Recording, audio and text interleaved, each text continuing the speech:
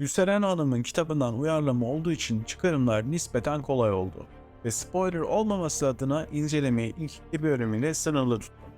Diziyi izlerken birçok olaya yakından şahit oluyoruz. Ama gelin olayları daha derinden bakalım. Sizden ricam ilerleyen bölümler için evet böyle oldu ya da hayır böyle olmadı diye beni düzeltmeniz. Bir de ben rehberiniz Osiris. Dizi ve film karakterlerinin psikolojilerini inceliyorum. Malum seans fiyatları ortada. Kendimizi daha net anlayabilmemiz için böyle bir yol tercih et. Bana özelden ulaşmak istersen Instagram adresim burada. Ayrıca tüm yorumları okuyorum. Lütfen yazdıktan sonra silme. Bildirim olarak kalıyorlar ama cevaplayamıyorum. Her insan gibi benim de ifadelerimde değiştirmem gereken kısımlar olabilir. Hakaret içermediği sürece kimse için sorun olmayacak. İyi seyirler diliyorum. İnsanlar diğer olasılıkları görene kadar mevcut durum ne kadar kötü olursa olsun uyum sağlama eğilimindedir. Layla'nın hikayesi de bu koşullarda oluşuyor. Annesinin kendisine yaptığı eziyetleri sineye çekiyor. Babası ve evdeki görevli de bu eziyetlere çanak tutuyor. Olanları içselleştirmesi için de gerekiyorsa dini referanslar veriliyor. Sonuç olarak da temel insani ihtiyaçların karşılanmaktan uzak bir hayat yaşıyor. Yani ben dizi izlerken birkaç defa Nalan'ın annesini boğmayı istedim.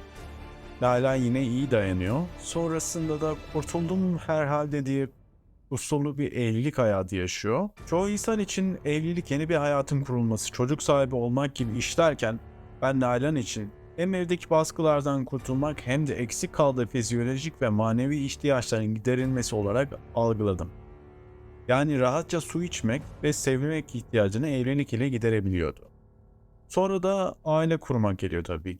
Ancak burada da işler beklenildiği gibi gitmiyor. Beyaz atlı prens hem babasının yasaklı listesindeki her şeyi gizli gizli yapıyor hem de yasak aşk yaşıyor ve Nalan'ın ihtiyacı olan sevgiyi ona hiçbir zaman veremiyor. Burada derin analizimiz başlıyor. Diğer karakterler için de incelemeler gelecek. Lütfen beğenip abone olmayı unutma. Ben Nalan'da her şeyden önce boyun eğicilik şemasını gördüm.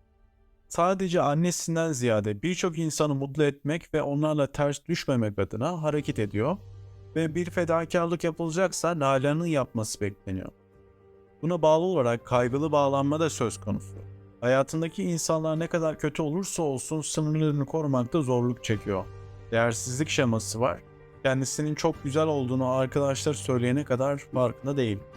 Bu durumun olumsuzluğu kendisini insanlara kolayca teslim etmesi oluyor. Kendisine edilecek iltifatlara karşı oldukça savunmasız. Biraz ilgi ve pohpollama ile suistimali açık oluyor. Duygusal yoksunun şeması var.